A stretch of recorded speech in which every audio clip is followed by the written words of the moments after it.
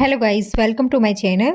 અહીંયા આજે તમને હું મકાઈનો રોટલો બનાવતા શીખવીશ અને રેસીપી જણાવીશ.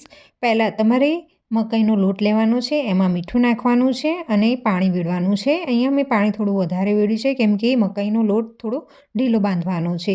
ઢીલો બાંધવાથી મકાઈનો રોટલો તૂટી જતો નથી. અહીંયા મેં ઓરસિયો લીધે છે અને ઓરસિયા ઉપર પ્લાસ્ટિકની બેગ મૂકી છે અને પછી ગુલ્લું મૂક્યું છે અને ગુલ્લા ઉપર થોડું પાણી વેડીને આવી રીતે ટીપી લીધો છે.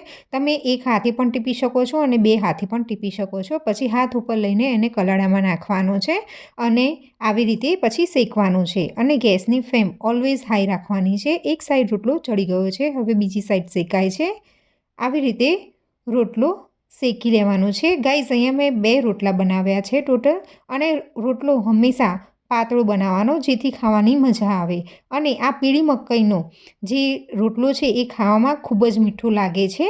તો તમે ઘરે ટ્રાય કરજો અને રોટલો કેવો બને છે અને કેવો લાગે છે એ કમેન્ટમાં જરૂરથી બતાવજો. જો તમને આ વિડીયો ગમ્યો હોય તો વિડીયોને લાઇક કરો, શેર કરો અને ચેનલ પર નવા હોવ તો ચેનલને સબસ્ક્રાઈબ કરો. હવે રોટલા ઉપર ઘી લગાવી દેવાનું છે જેથી રોટલાની મીઠાશમાં વધારો થાય છે.